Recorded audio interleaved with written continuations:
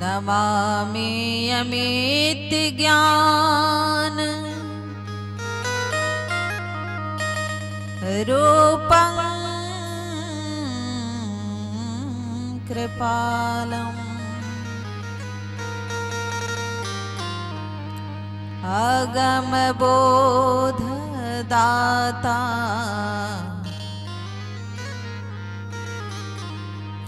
सोधे निधे विशालम्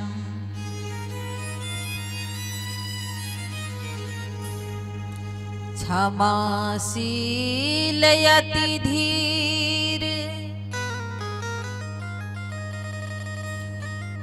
गंभीर ज्ञानम् धर्म कील दृढ़ धीर समधीर ध्यानम् जगत त्राणकारी आघारी उदारम् भगत प्राण रूपं दया गुण अपारम् नमो सद्गुरु ज्ञान दाता सुस्वामी नमामि नमामि नमामि नमामि सदा सहायक दीन पर सतगुरु कृपा निधान भूल चूक मम माफ करे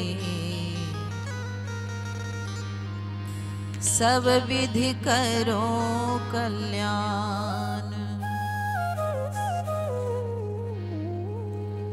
जनकबती बाबू जन तन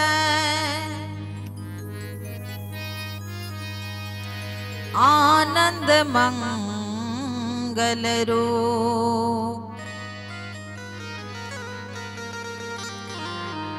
में गुरुवर दया करी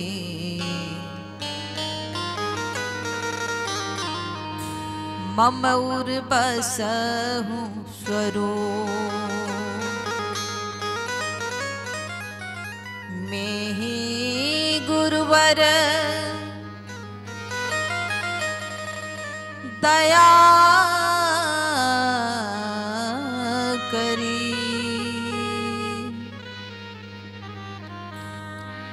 मम उर बसहु स्वरूप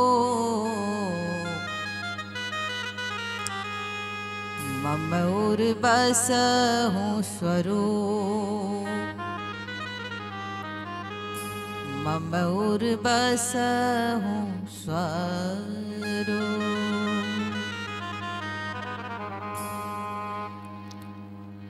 प्रातः स्मरणीय विश्व वंदनीय जगत पूजनीय 20वीं सदी के महान संसद गुरु महाराज के युगल पावन श्री चरणों में कोटि कोटि साष्टांग दंडवत प्रणाम। मंच आसीन मुद मंगलमय संत समाज यत्र तत्र से सत्संग में पधारे हुए समस्त श्रोता बंधुओं, ध्वनि विस्तारक यंत्र द्वारा जहां तक मेरी आवाज जाती है वहां तक सत्संग के वचनों को सुनने वाले श्रद्धालुओं भक्तों सभी को बारंबार प्रणाम है।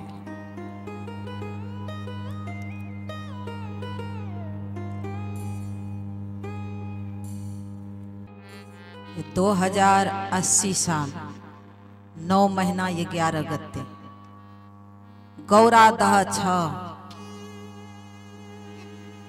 झापा जिला बीरबल चौक में सत्संग मंदिर के प्रांगण में हम लोग यत्र तत्र से ये केंद्रीय सत्संग का आयोजन है। आप हम सब कोई सम्मिलित हैं और आप सभी भक्तों को बहुत बहुत अभिनंदन और वंदन है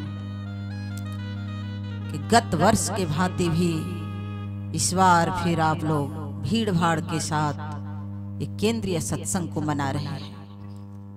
और धन है यहाँ के ग्रामीण, क्योंकि सभी के सहयोग से यह भव्य आयोजन किया गया है और सद्गुरु भगवान की ऐसी महती कृपा बनी रहे कि बारंबार ऐसा सत्संग सुनने को अवसर हम लोगों को प्राप्त होता रहे। बोलिए प्रेम से श्री सद्गुरु।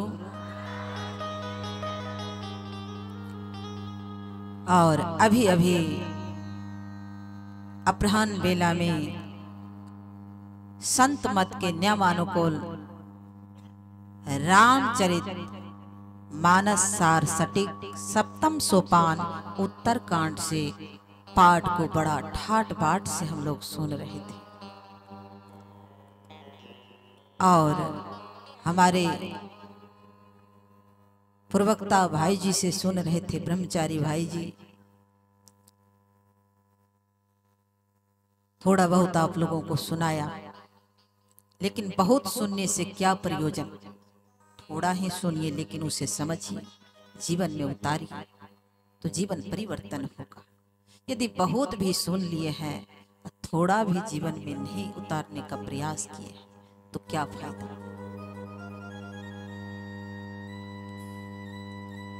संतों की महिमा अभी गाई गई, संतों की महिमा पर अभी पाठ सुनिए। रामचरित मानस सार सटीक, जो सार बातें हैं गुरु महाराज उसी को लिए हैं। सार सार को गही रहे थोथा दे उड़ाए।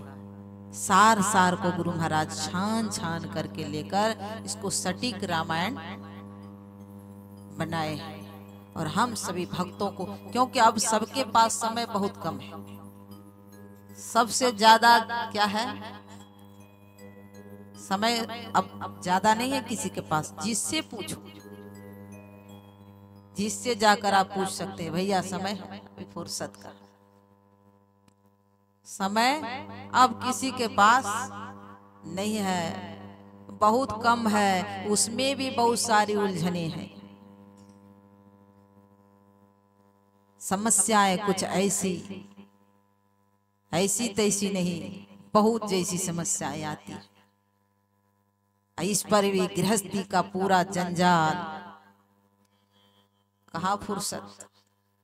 इसीलिए गुरु महाराज सोच समझकर, गुरु महाराज ऐसे तैसे संत नहीं थे, इस संतों की महिमा गाई गई।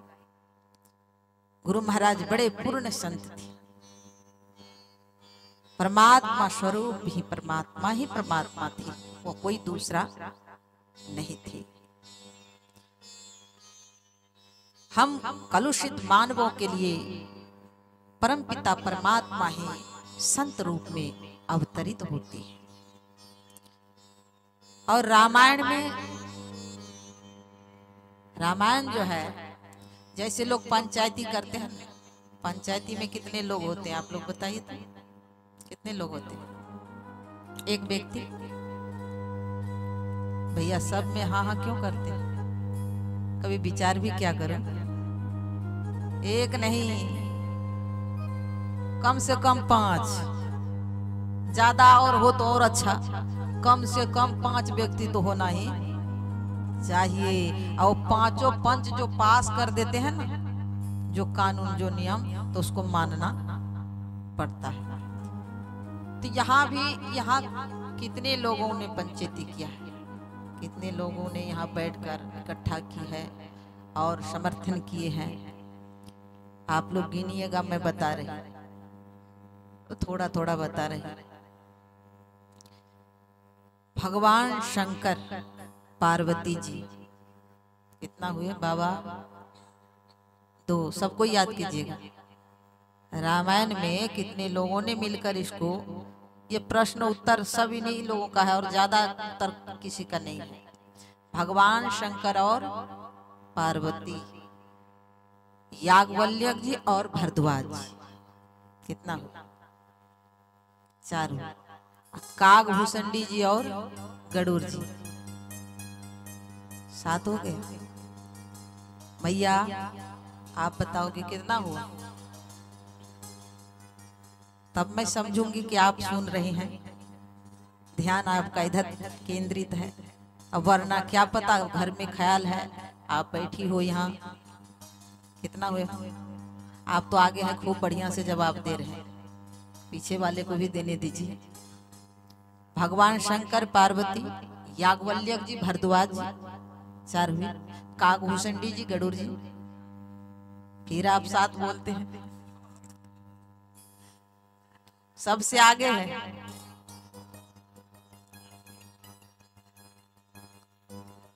सबसे आगे है। कोई बात नहीं, भूल चूक तो भूल गए तो कोई बात, फिर मैं यहाँ बैठी हूँ ना याद दिलाने के लिए, लेकिन इतना मत भूलिए। तो सबसे भूसकोल विद्यार्थी आप बन जाइए। वहां से भी गिन रहे हैं, मंच पे उधर पीछे बैठे हैं, सब देख रहे हैं, उन लोगों को याद है। कितना है बाबा आप बताएंगे? कितना? 6।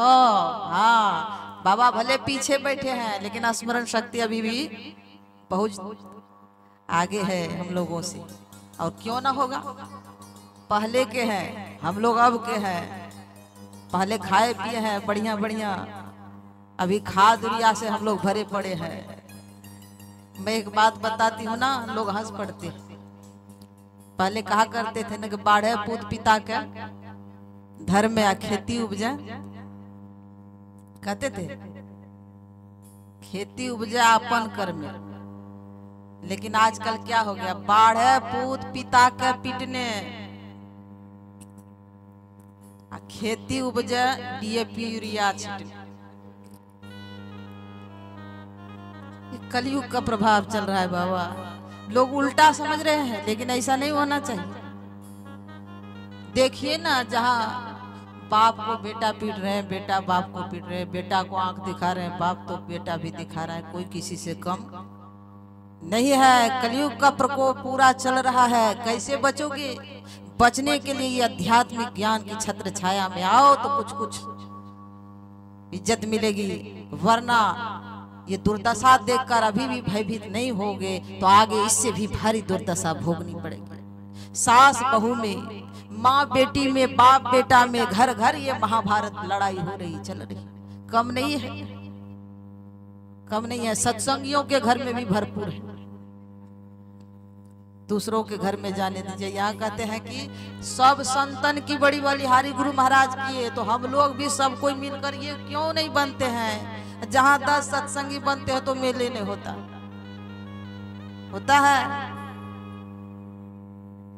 10 सत्संगी है आपस में 10 सत्संगी जहाँ है, दीक्षित है, एक गुरु से दीक्षा लिए हैं, तो सब तो एक परिवार हुए ना। तो एक परिवार में मेल नहीं हो रहा है, तो उस परमात्मा को, परम तत्व को, आत्मा को, परमात्मा को आप कैसे जानो? बड़ी दूर की बात है। पहले इधर ध्यान दो। आपस में मेल कराते हैं आध्यात्मिक ज्ञान, तो सब परिवार मिलकर सत्संग में आएंगे तब ना सुनेंगे, सबको ज्ञान होगा। बाप सत्संग में आया तो बेटा गायब है, माता जी सत्संग में है तो बहू रानी घर पे है। मैं तो कहती हूँ कि आप भी आओ, बाल बच्चा परिवार सबको एक दिन छुट्टी ही कर लो। नेपाल में तो शनिवार छुट्टी मिलती है, सरकार भी विदा देते हैं एक दिन छुट्टी। तो आप लोग नियम बना लो, जहां सत्संग होगा एक दिन छुट्टी, काम चलेगा। आप नहीं भी रहोगे तो भी काम चलेगा, आप रहोगे तो भी चलेगा, नहीं भी। ये तो भ्रम में आप पड़े हैं कि हम नहीं है तो काम नहीं चलेगा। हम कहीं चले गए 10 दिन तो काम कैसे होगा? और जब आप मर जाओगे क्या खेती आबादी रहेगी? कोई करने वाला होगा कि नहीं होगा? मकान अधूरा है, आप चले गए, क्या मकान पूरा होगा कि नहीं होगा? क्या अधूरा ही रहेगा। लेकिन आप भ्रम में पड़े हो कि हम नहीं रहेंगे तो मेरा काम ही नहीं चलेगा। ये सब बात बहाना, इसे ठीक से जान। तो आइए, मैं कहाँ बता रही थी? किसको याद है? याद है तो आबाद है, भूल गए तो बर्बाद है। कितने? 6।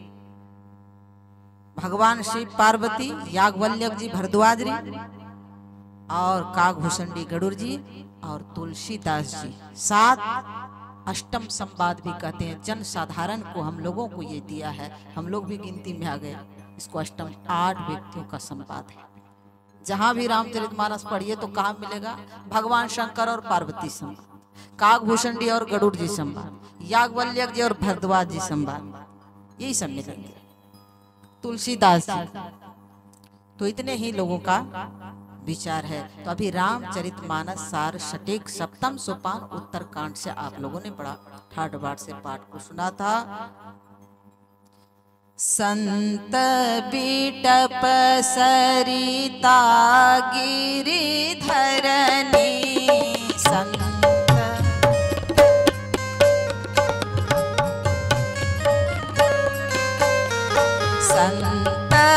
बिटप सरिता गिरिधरनी,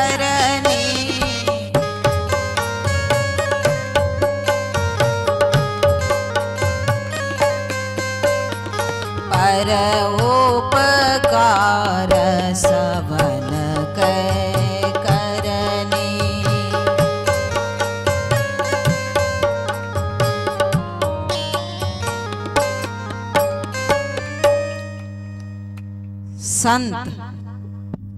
संत की महिमा तो हम नहीं गा सकते। शेष शारदा महेश यहु जन गई लजाई, ये सब भी लजा गया। भजो रे मन संत चरण सुख दाई, उनकी चरणों की सेवा करो।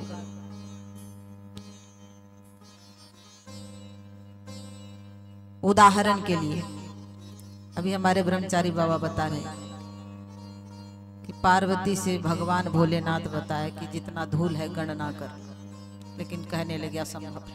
संभव? अब आगे और भी सुन लीजिए।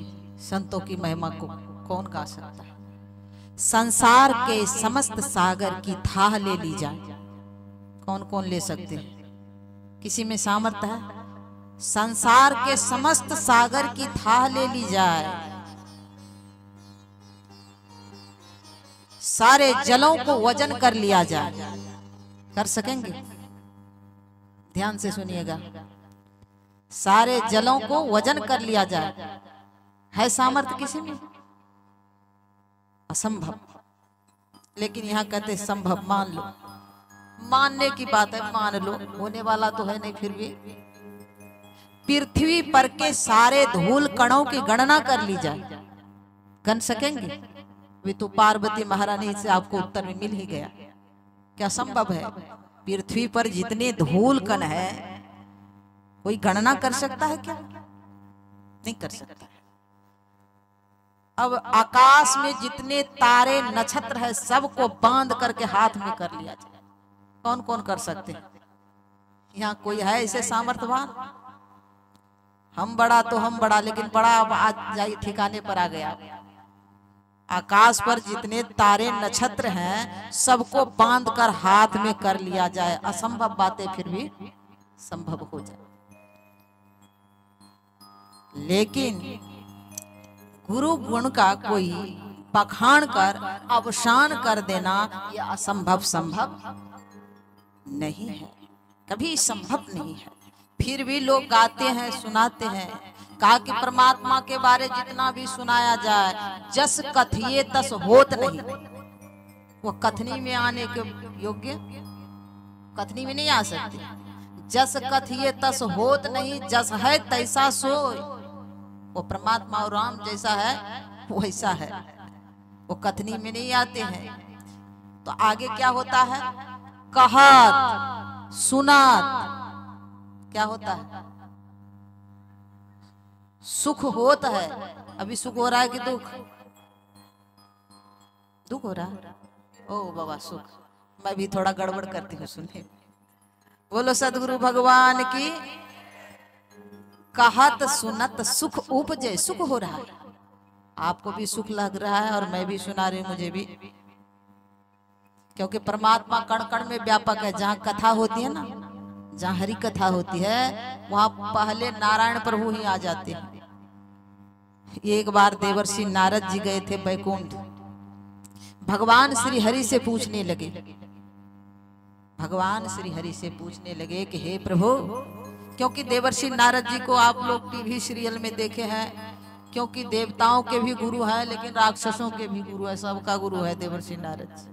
कभी देवता भी बुला ले तो आ जाते, कभी राक्षस भी बुला लेते तो फिर आ जाते, आते कि नहीं आते, लेकिन 2 घड़ी से ज्यादा नहीं ठहरते, उसको भी साफ दिया हुआ है। क्योंकि अब मैं पूरा कथा नहीं सुनाऊंगी, अगर कथा सुनाने लगूंगी देवर्षि नारद जी का पूरा समय ही नहीं, तो इसीलिए देवर्षि नारद जी गए हैं बैकुंठ। कहा प्रभु कोई भी काम पड़ गया, समस्या आ जाती है बहुत सारी, तो आपको ढूंढने में मुझे बड़ी परेशानी होती है, आप कहाँ मिलते हैं कहाँ रहते कोई पता ही नहीं चलता। तो भगवान श्री हरि कहने लगे, नाहं वासामि बैकुंठे योगिनां हृदय न च मद्भक्ता यत्र गायन्ति तत्र तिष्ठामि नारद। आहा, भगवान श्री हरि कहते हैं कि हे देवर्षि नारद जी, ना मैं बैकुंठ में रहता हूँ, यहाँ सबको पता है कि भगवान क्षीर समुद्र में निवास करते हैं, लेकिन भगवान श्री हरि कह रहे हैं कि हे देवर्षि नारद जी, मैं बैकुंठ में नहीं रहता, कभी रहता कभी नहीं भी रहता, कभी गायब हो जाते, परमात्मा नहीं गायब होते हैं। अच्छा, तो कहते हैं कि आप कहाँ रहते हैं? का योगियों के हृदय में भी आता और जाता रहता हूँ, निश्चित रूप से आता और जाता हूँ, मतलब आवागमन मेरा लगा रहता है। तो फिर कहा आप रहते कहाँ स्थायी? मत भक्ता जत्र गायन्ति, मेरा भक्त जहाँ मेरा यशगान करता है मैं वहां आकर निवास करता हूँ। बोलो सदगुरु भगवान की। अब बताइए, जहाँ भगवान की कथा हो रही है, भगवान सब जगहों को छोड़कर कथा में पहले ही विराजमान हो जाते हैं श्री हरि। और जहाँ श्री हरि भगवान आ गए तो वहां और देवी देवता आने के लिए क्या बाकी रहे? सबके सब आ जाते हैं, तो इसीलिए वहां सुख होने लगता है। कहत सुनत सुख उपजय अरु परमार्थ, सुख भी होता है और परमार्थ भी आपका बन रहा है, आपका परमार्थ बन रहा है, लाभ ही लाभ हो रहा है, या हानि नहीं होगी। जब भी होगा तो लाभ होगा। संतों के संगति में गिर जा संत समागम, समन लाभ कछुआन बिनु हरि कृपा न हो सो गा वही वेद पुराण। वो अभी कैसे मिलेगा लाभ? संतों की संगति कैसे? तो ईश्वर की जब अहेतुक अनुकंपा होगी तभी जीव को यह सत्संग का स्वर्ण सुअवसर प्राप्त होता है। और बहुत जन्मों का जब पुण्य इकट्ठा होता है ना, तब संतों के समागम में आपकी उपस्थिति होती है, ऐसे नहीं। तो इसीलिए संतों की अकथ महिमा को कौन गाकर सुना सकता है? तो कहने सुनने से परमार्थ बनता है, सुख होता है, इसलिए कहा भी जाता है और सुना भी जाता है, सुनाया भी जाता है। तो संतों की महिमा ये घोर कलिकाल में हमारे परम संत सदगुरु महर्षि मिहि जैसे पूर्ण संत मिले हैं। हम लोग बड़ भागी। आप कहीं चले जाओ, कोई मत मतांतर में ये गर्व के साथ कहना पड़ता है कि कहीं ये सुनने को नहीं मिलता है कि आप झूठ मत बोलो, सदाचार का पालन करो। कहीं सुने हैं? बहुत कथा कीर्तन बहुत सुने होंगे, शिष्टाचार का पालन करो, ऐसा सुनने को मिला है? सुचियाचार का पालन करो, ऐसा सुनने को मिला है? अब बहुत कम सुनने को मिलता है। लेकिन संत मत में बड़ी, पहले जो स्वामी दल बहादुर जी महाराज थे, मैं दीक्षा उन्हीं से ली और मेरे दीक्षा गुरु हैं। और यहां तक कि मैं नाम लिखने के लिए नहीं जानती थी, स्वयं स्वामी दल बहादुर जी महाराज ने मुझे नाम लिखना सिखाया। मैं नाम लिखना नहीं जानती थी, तब ऐसे लिखो कहकर तब दीक्षा दी, ऐसे लिखने के लिए भी वही सिखाई थी। तो सुचाचार, सदाचार, शिष्टाचार पर कितना ध्यान रखते थे। कथा तो बहुत तो सुनेंगे, लेकिन आपका न्यू गड़बड़ है तो पूरा मकान आपका कमजोर बन जाए। सदाचार में झूठ बोलने के लिए मना ही करते हैं, लेकिन सबसे ज्यादा झूठ ही बोलते हैं हम लोग। चोरी करने के लिए मनाही करते हैं। तो चोरी तो बहुत प्रकार की चोरी होती है, केवल किसी का धन छीन लेना चोरी नहीं है। सत्संगियों में भी आली अपना है ना, दूसरा का भी दो कोदाली चला देगा, मिलाते चलो। एक ही किस्म की चोरी नहीं होती। आंखों से जो नहीं देख रहा चाहिए सो सब हम देख लेते हैं, आंखों की चोरी होगी। कान से जो नहीं सुनना चाहते हैं सो सब सुन लेते हैं। जीभा से जो नहीं स्वाद लेना चाहिए। आज मैया लोग मुझे भंडारा कराने के लिए ले गए थे, क्या नाम है मैं भूल रही, भैरव जी, भैरव दास जी ले गए थे भंडारा करने के लिए। अगले जब मैं पहले आई थी तब से ये लोग मन बना लिया था कि जब दीदी आएगी तो हम भोजन कराएंगे। इनकी पत्नी, धर्म पत्नी एक होती है पत्नी, एक पत्नी तो पतन की ओर ले जाती है, लेकिन धर्म पत्नी जो होती है वह धर्म के ओर अपने पति को, बाल बच्चे, सब परिवार को जोड़ने का प्रयास करती है। और नहीं तो पत्नी फिल्म दिखाएगी, फिल्म वाला जगत में ले जाएगी, स्वयं बिगड़ती है और बाल बच्चा परिवार को भी रसातल में डाल देगी। मैं मैया को समझा रही थी कि देख मैया, घर की लक्ष्मी स्त्री होती है, आप में अगर सुधार हो तो परिवार बाल बच्चा को धीरे धीरे सुधरना ही पड़ेगा, कहां जाएगा। आप भोजन बनाती हो, आप मन पवित्र करके भोजन बनाओ। और जो गुरु दीक्षा ले लिए हैं, मानस जाप करके भोजन बनाकर बाल बच्चा परिवार को खिलाएगी तो बताइए तो संस्कार बदलेगा कि नहीं बदलेगा?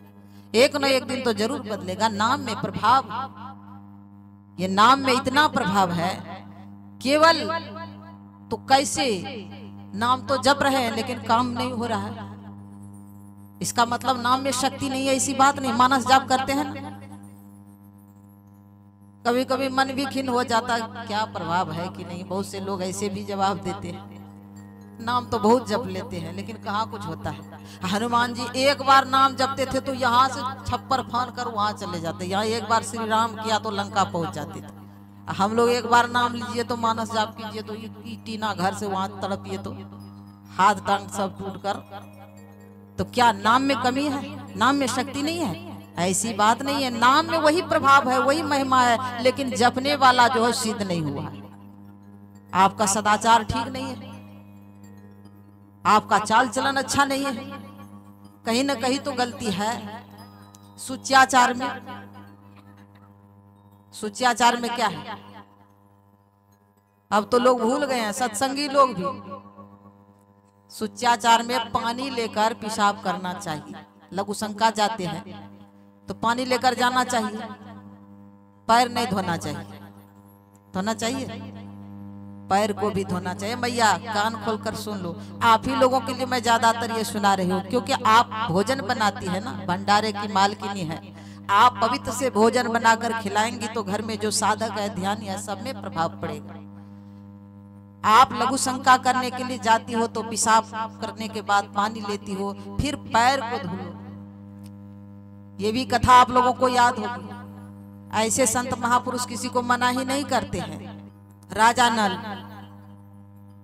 के घर में 12 वर्ष तक कलयुग रहा। कितना दिन?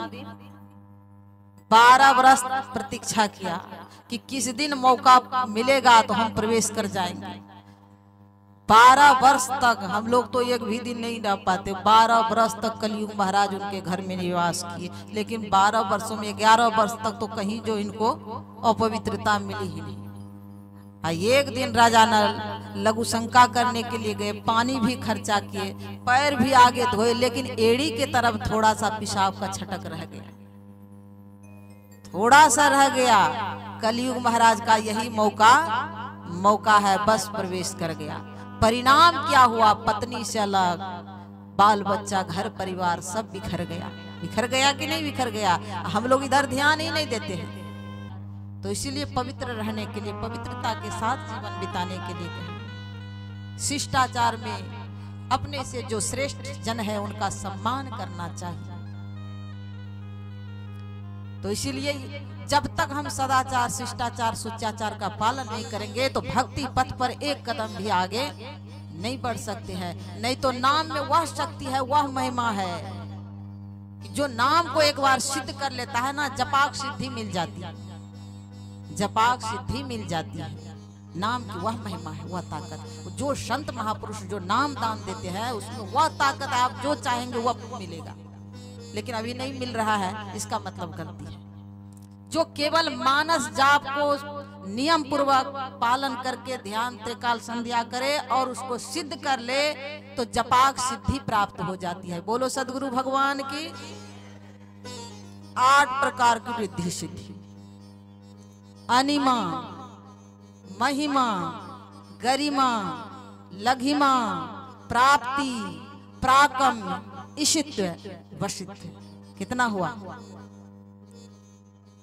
9 भागले बाबा हो। हम मिस्टेक करे छे, हमरो तो मिस्टेक कर। ध्यान से सुनिए। मनोरंजन तो करते ही हैं, लेकिन जरा मैं गंभीर गंभीर बातें भी सुना देती हूँ, क्योंकि हर जगह सुनने को नहीं मिलता है। कथा दृष्टांत तो बहुत सुनते हैं, लेकिन मैं सोचती हूँ कि जरा सुनने से जीवन बदल जाए, परिवर्तन हो जाए, सुधार हो जाए। और यहाँ ही नहीं, मैं जहाँ भी जाती हूँ, मैं चाहती हूँ कि कम से कम एक भी व्यक्ति का सुधार हो जाए तो सत्संग करना सफल। वरना बार बार हमें लाइएगा, अगर एक भी सुधार नहीं हुआ तो फिर आने का मन भी, फिर मैं वहां आना भी नहीं चाहती। मैं जिस जगह जाती हूँ कोई न कुछ लोग सुधर ही जाते हैं। जहाँ वैष्णव नहीं है, कई लोगों, कितने लोग वैष्णव बने हैं। तो इसीलिए मैं आती हूँ तो कुछ न कुछ आप भी ले लीजिए और हमें भी कुछ संदेश दीजिए। दिए आप मुझसे श्रेष्ठ जन हैं। नाम को कोई सिद्ध कर लेगा तो कितना रिद्धि सिद्धि मिलेगा उसको। केवल मानस जाप को सिद्ध कर लेगा, कितना बता रहे थे ना अभी 9। आप लोग कितना सुने हैं बाबा? उतर गया वो पल्ला झाड़ सत्संग है, उस सत्संग के कल्याण नहीं होगा। तो सुन लीजिए कान खोल। फिर मैं बता रही हूँ, ध्यान से सुनिए। एक बात को मैं बार बार दोहराती हूँ ताकि आपका स्मरण में बना रहे। अनिमा, महिमा, गरिमा, लघिमा, प्राप्ति, प्राकम, इशित्व और वशित्व। 8 हुआ ना? अब तो नहीं भूलेंगे। मानस जाप को सिद्ध कर लीजिए तो ये 8 प्रकार की रिद्धि सिद्धि आपके कब्जे में आ जाएंगे। अनिमा का मतलब होता है अदृश्य होने की शक्ति। आप यहाँ बैठे हो ना, कहाँ है आपका घर? भैया आपका घर? आपको मैं पूछ रही हूँ, आपका घर सिझुआ। आप यहाँ बैठे हैं ना। अनिमा का मतलब क्या होता है? 1-2 मैं समझा रही हूँ, सुनिए। अनिमा मतलब अदृश्य होने की शक्ति आप में आ जाएगी। आप यहाँ बैठे हैं, आपको चलकर जाना नहीं पड़ेगा। मन हो गया कि हम यहाँ से चले जाए तो यहाँ बैठे हैं आप गुप्त हो जाएंगे। यहाँ से एक बैग आप सिझुआ में निकलेंगे जाकर। देखिए जाप में कितना शक्ति है। अदृश्य, यहाँ से आप अदृश्य हो जाएंगे, गुम हो जाएंगे। महिमा अपने को बढ़ा लेने की शक्ति आप में आ जाएगी। गरिमा भारी बना लेने की। लघिमा आप छोटा बन जाएंगे। जब मन होगा तब हनुमान जी कभी छोटा बन जाते थे, कभी मक्खी का रूप भी धारण कर लेते थे। करते थे कि नहीं करते थे? क्यों? नाम को सिद्ध कर लिया था। सुमिरे पवन सुत पावन नामो,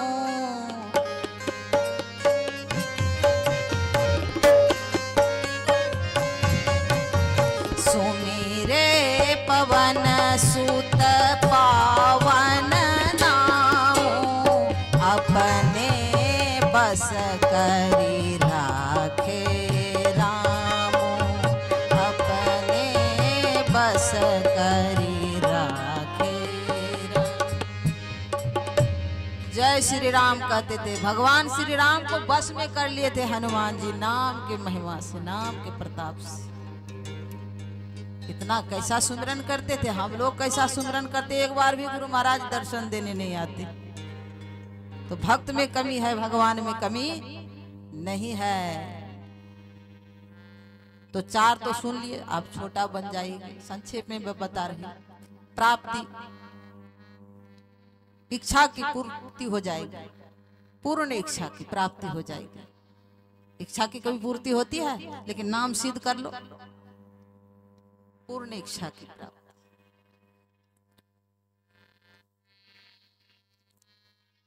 पराक्रम, इच्छा अनुसार प्रचुरता लाभ, जितना लाभ चाह सकते हैं उतना लाभ ले सकते हैं। ईशित आधिपत्य प्राप्त कर लेने की शक्ति, विशिष्ट भगवान को अपने बस में कर लेने की शक्ति आ जाती है। बताइए, नाम में इतना ताकत है, लेकिन हम लोगों के अंदर में अभी प्रकट नहीं है। लेकिन धैर्य रखिए, यदि आपका सब कुछ अच्छा है तो अवश्य एक न एक दिन ये सिद्ध होगा, और सिद्ध होकर जपाक सिद्धि प्राप्त हो जाएगी।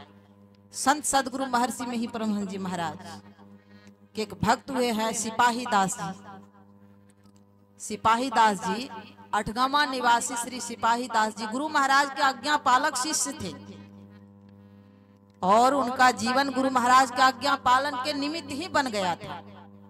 ये चौका बर्तन मांजने में, भोज भंडारा करने में अपना समय बिताते थे श्री सिपाही दास जी। आप लोग सुने भी होंगे। और जहां अखिल भारतीय सत्संग हो, जिला अधिवेशन हो, वहां भी जाकर देखभाल करते थे श्री सिपाही दास जी, रेख देख का काम करते थे। एक बार 1966 ईस्वी की बात है, इनका समय जो है ना अधिकतर सत्संग में ही व्यतीत करते थे, समय सत्संग में लगाते थे सिपाही दास जी। वर्ष भर के 1-2 महीना का समय मात्र ये घर पर बिताते थे अपने, अब पूरा समय इसका सत्संग में लग जाता था। और अखिल भारतीय सत्संग का आयोजन कुप्पा घाट में हुआ।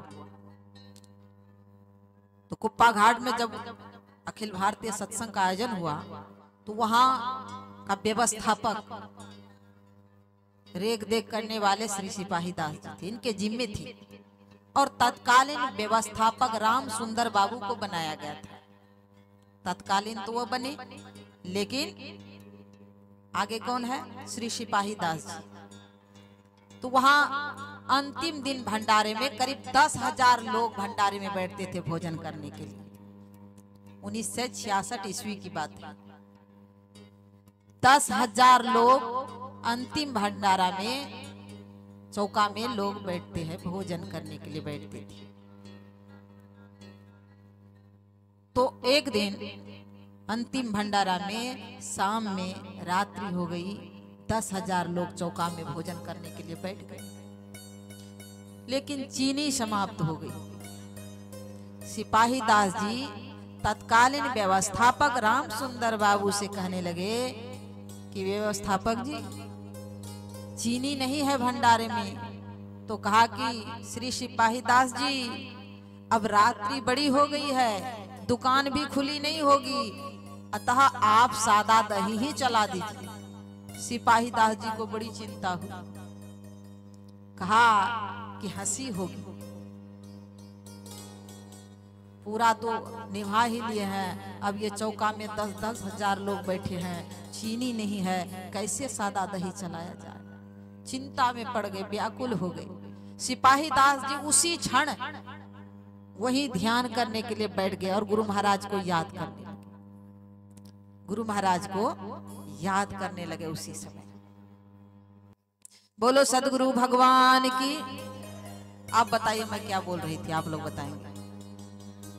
चीनी कम हो गई। सिपाही दास जी ध्यान में बैठ गए और ध्यान में बैठकर गुरु महाराज से प्रार्थना करने लगे।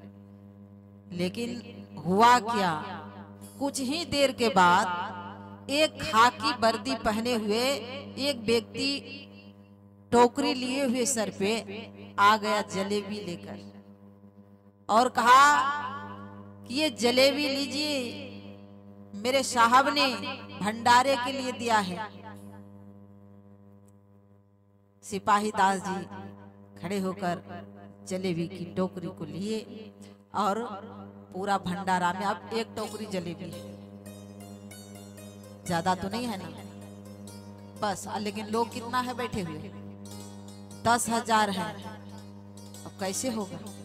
लेकिन सिपाही दास जी वो टोकरी से जलेबियां लेकर सब लोग बांटने लगे भंडारे में। आश्चर्य तो ये हुआ कि जलेबियां बांटते बांटते बांटने वाले थक गए, लेकिन जलेबियां ही थी जो खत्म नहीं हुई। बोलो सदगुरु भगवान की। ये घटना देखकर रात में सब लोग कुप्पा घाट आश्रम में खा पी करके तो सो गए। सुबह श्री सिपाही दास जी गुरु महाराज के निवास स्थान पर जाते हैं प्रणाम करने के लिए। प्रणाम निवेदित करके कहा, हुजूर रात्रि का घटना यथावत गुरुदेव से कहकर सुनाते कि हुजूर रात में ऐसी ऐसी घटना हुई। कहा कि अरे छोड़ो, ये सब रिद्धि सिद्धि का कमाल, ये सब रिद्धि सिद्धि का कमाल है। पहुंचे हुए संत हैं और ऐसे संत सदगुरु जिसको मिल जाए जो भक्त को, तो उसका काम क्या अधूरा रह सकता है। अब देखिए छोटी छोटी बातों पर भी गुरु महाराज ध्यान देते हैं। तो हम लोग यदि दुख पा रहे हैं तो समझिए कि हम भक्तों में ही खोट है, गुरुदेव संत महापुरुषों में खोट नहीं है। ऐसे पूर्ण सदगुरु हम लोगों को जीवन में मिला है, जिसको जीवन में पूर्ण गुरु मिले हैं और सत्संग भी मिला है। सत्संग नितरु ध्यान नित, क्या आदेश क्या है? सत्संग नितरु ध्यान नित रहिए करत संलग्न हो। अब बेविचार चोरी नशा हिंसा झूठ करना चाहिए की हो ओ तजना चाहिए। बेविचार चोरी नशा हिंसा झूठ तजना चाहिए। ये सिद्धांत को याद कीजिएगा। याद है तो आबाद है, भूल गए तो बर्बाद है। तो इसीलिए तो जिसको जीवन में मिला, जब सत्संग नहीं मिलेगा तो गुरु कैसे मिल सकता? तो पहले सत्संग मिलेगा तब गुरु मिलेंगे। तो इसीलिए संतों की महिमा अगाध है। ये वर्णन करते थक जाएंगे लेकिन कह नहीं पाएगा कोई, असंभव है। संत और उदाहरण दिए बिटप। बिटप का मतलब होता है वृक्ष। उदाहरण दिया, बिटप का मतलब होता है वृक्ष। जैसे वृक्ष किसके लिए है? वृक्ष किसके लिए है? वृक्ष में फल जो पत्ते लगते हैं किसके लिए? वृक्ष खा जाता है ना। वही बात मैं बता रही हूँ। अभी जो रामचरितमानस में आप लोग सुने हैं, बस 2 लाइन मैं बता रही हूँ क्योंकि समय कम है, यही 2 लाइन तो नहीं होगा। बिटप मतलब होता है वृक्ष। वृक्ष में जो पत्ते हैं, फल लगते हैं, वो परोपकारी हैं, लोगों के लिए। हम आप उसे खाते हैं, वृक्ष नहीं खाता। संत बिटप। सरिता, सरिता कहते हैं नदी। नदी में जो जल है किसके लिए? नदी के लिए, सबके लिए। जितने जीव जंतु सब है, सब तृप्त होते हैं, सबों के लिए परोपकारी है। गिरी कहते हैं पहाड़ को। पहाड़ में जितने जो चीज है सब भी सब परोपकारी हैं, लोगों के लिए। संत बिटप सरिता गिरी धरणी। धरणी कहते हैं धरती को। धरती भी परोपकारी है। कितने क्या नहीं करते हैं, कितने सहन कर दिए धरती माँ। धन्य है धरती माँ, क्योंकि दत्तात्रेय जी ने 24 गुरु बनाया था, सबों को गुरु बनाया। कभी मौका मिलेगा तो आप व्याख्या भी सुनेंगे। 24 गुरु किए थे दत्तात्रेय जी, सबसे उन्होंने वो शिक्षा प्राप्त की थी, सबसे बात उन्होंने सीखी। तो इसलिए ये सब जैसे कि संत, धरती, वृक्ष, पहाड़, नदी, ये सब परोपकारी हैं। तो संत भी परोपकारी होते हैं जीवों के कल्याण के लिए। स्वयं अपने तपते हैं, शरीर को भी तपाते हैं, कष्ट को सहन करते हैं, लेकिन जीवों का कल्याण करते हैं, जीवों का मंगल करने के लिए ही आते हैं। हमारे गुरुदेव क्या कम दुख सहे हैं? जब इनकी जीवनी को आप पढ़ेंगे तो आंखों से अश्रु धारा बहने लगेगी कि कितना कष्ट उठाकर ये ज्ञान को लाया है। अभी तो हम लोग मारुति में चल रहे हैं, बढ़िया बढ़िया भोजन मिल रहा है। गुरु महाराज भूखे रहे, प्यासे रहे, दर दर की ठोकरे खाए, कहां कहां नहीं भटके, तब इस ज्ञान को उठाकर लाया है। तो इसलिए संतों की जो है महिमा अगाध है। भजो रे मन संत चरण सुखदाई। भजो रे मन संत चरण सुखदाई।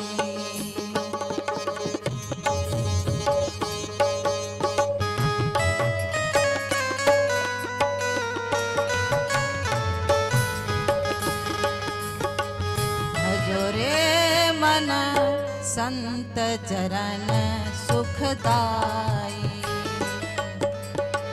संत चरण है नाव तरन को,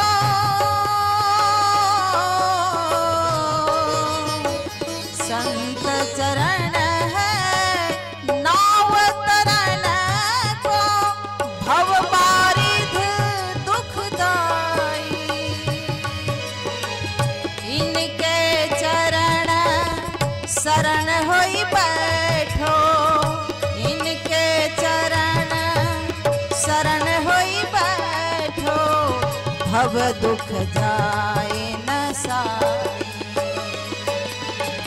भजो रे मन संत चरण सुखदाई।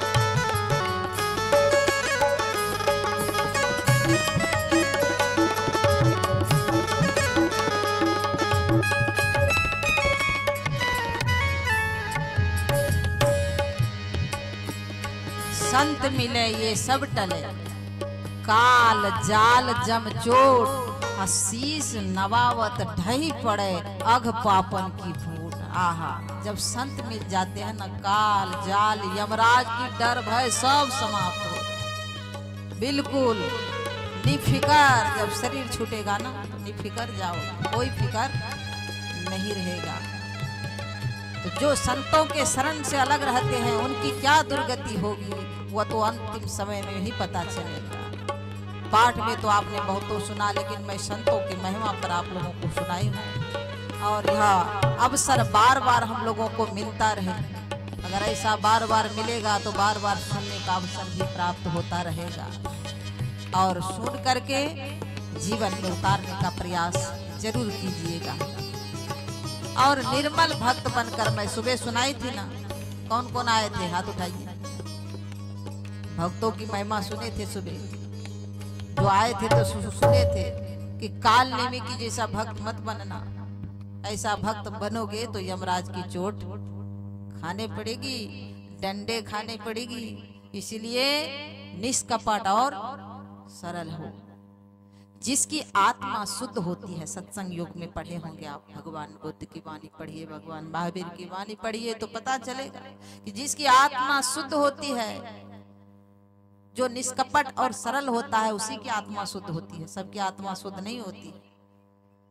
जो निष्कपट और सरल होता है उसी की आत्मा शुद्ध होती है। और जिसकी आत्मा शुद्ध हो जाती है उसी के पास धर्म ठहरता, धर्म सभी के पास नहीं ठहरता है। इसलिए यदि धर्म को आप अपने पास रखना चाहते हैं तो क्या होना पड़ेगा? निष्कपट, सरल, सीधा बन जाइएगा। क्योंकि मैं अब आगे नहीं बढ़ना चाहती हूँ, एक दो भजन भी आप सुनेंगे। और कितना बजा बाबा? हमारे बाबा जो टाइम देखते रहते हैं, जब से मैं यहाँ आती हूँ ना, कहते हैं समय नहीं है। तो मैं भी तो जानती हूँ समय नहीं है। समय है का? सतयुग में लोग कितना वर्ष जीते थे? लाखों वर्ष जीते थे सतयुग में, लाखों वर्ष। त्रेता आ गए तो कम हुआ कि नहीं हुआ? 1000, और उससे भी कम हो गया द्वापर में, बहुत कम, 10,000 जीते थे त्रेता। इससे आगे हो गया 1000, 1000 से डायरेक्ट आ गया 100 में। 100 में भी अब 50 चल रहा है, 50, 40, 60 में लोग सठिया रहे हैं। नहीं, कलयुग में तो अकाल मृत्यु अधिकतर होती है। काल को कौन देखा है? काल को कोई नहीं देखा है बाबा। कब काल का ग्रास हम बन जाएंगे। कबीर कबीरा गर्व न कीजिए, काल गहे कर केस, ना जाने कि तुम्हारी क्या घर क्या परदेश। कोई ठिकाना नहीं, कहाँ मरोगे। यह सत्संग स्थल है, यहाँ से घर पहुंच पाओगे कि नहीं पाओगे, गारंटी नहीं है। फिर भी अभिमानी कि जैसा सीना फुला कर चलते, जो हंसे हम, जो है सो हम है। लेकिन यही अहंकार जो है आपको गड्ढे में धकेल देगा। इसीलिए अहंकारी मत बनो। राजा विक्रमादित्य जो थे ना, जैसे हम लोग लिखते हैं विक्रम संवत, थोड़ी सी सुनिए, इसके बाद आप भजन सुनिएगा। विक्रम संवत इतना इतना दिन तारीख लिखते हैं। राजा विक्रमादित्य बड़े धर्मात्मा राजा थे, बड़े धर्मात्मा।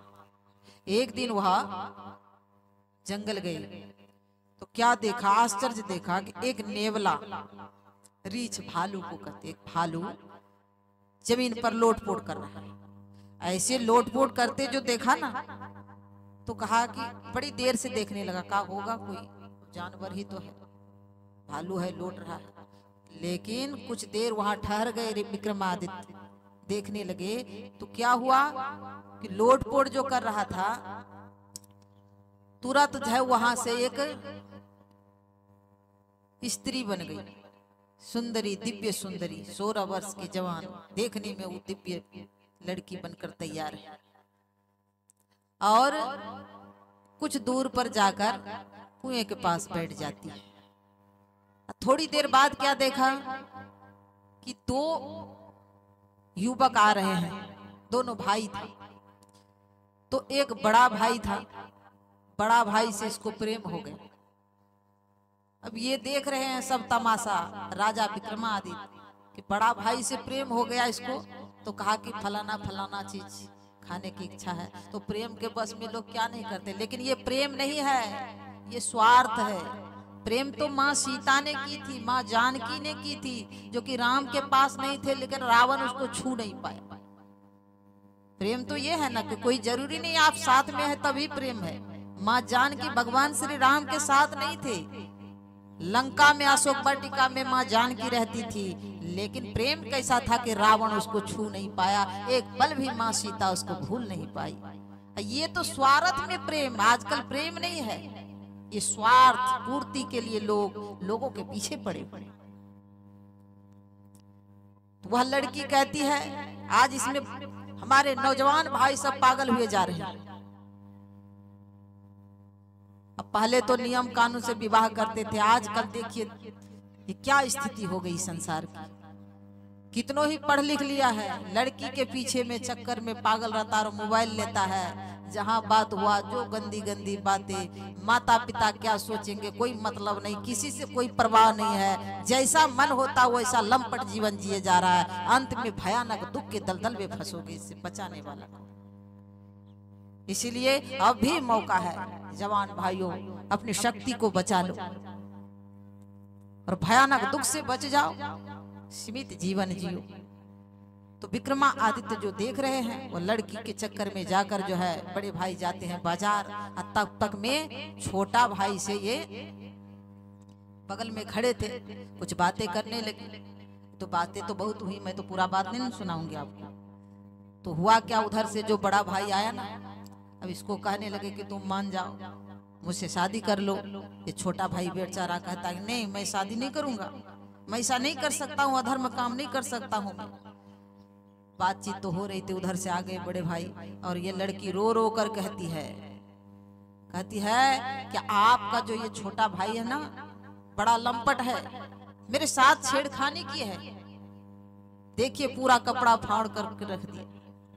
ये बता रहे तो दोनों भाई क्या क्या एक दूसरे का गर्दन वहीं पर काट दिया, दोनों समाप्त। राजा विक्रमादित्य देख रहे, तब तक में क्या होता, वही लड़की फिर लोट पोट करके तुरंत एक सर्प का रूप धारण कर लेती है और सर्प बन के नदी के किनारे, कुछ यात्री जा रहे थे, नदी में नाव चल रही थी, तो नाव पे तो बहुत सारे लोग बैठे थे और नदी में जहां नाव चल रही है कि नाव के बगल में आगे आकर एक सांप बनकर फन फैलाकर, जब नदी में वह नावी जब नाव लेकर जाने लगा तो वह सर्प ऊपर हो गया, नाव में घुसने का प्रयास कर रहा। अब क्या गति होगी लोगों की, नावी का जो बैलेंस बिगड़ गया ना, सब लोग वहीं डूबकर खत्म हो गए। ये तमाशा देख रहे विक्रमादित्य, फिर जो आकर यहाँ तब इससे रहा नहीं गया, फिर यहाँ आकर लोटपोट करने लगे।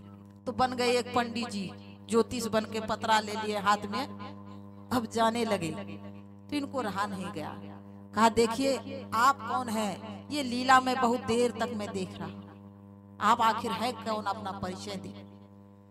कहा जानकर क्या करोगे, कहा जिज्ञासा होती है, मन में बेचैन है कि आप जरा अपना परिचय बता दीजिए कि मेरे देखते देखते सामने आप रीछ थे, भालू वृक्ष पर चढ़ गए, फिर लोटपोट किए, आप स्त्री का रूप, लड़की का रूप धारण कर लिए, फिर आप लोटपोट के एक सर्प बन गए, वहां भी बहुत सारे लोग मर गए, यहाँ भी 2 भाई अपने में लड़कर मर गए।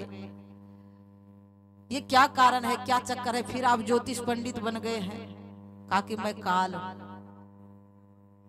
कहा मैं काल हूं, मुझे लोग पहचान नहीं पाते हैं, जिसकी मृत्यु जिस तरह से होनी है मैं उस तरह से करा कर रहता हूं, मैं अपने ऊपर कुछ भी नहीं लेता हूं। इसी कारण अभी देखते हैं कहीं ट्रैक्टर से किसी को ठोक कर मार दिया, क्या कहते हैं, ओ फलाना जी गाड़ी लेकर जा रहा था, बच्चा बड़ा अच्छा था, देखो उधर से ट्रैक्टर वाला आया ना, उसको ठोक कर मार दिया। ट्रैक्टर के चक्का में कौन आया है, काल आ गया।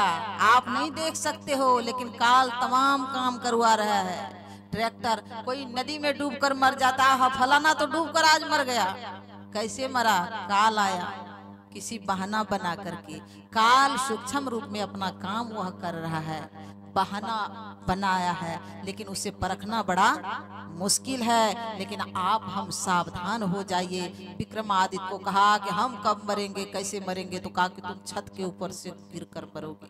वह भी बता दिया, क्योंकि काल को सबकी भविष्यवाणी पता है, हम आपको अपनी भविष्यवाणी भी पता नहीं है। तो पता नहीं है तो कम से सावधान तो हो जाओ।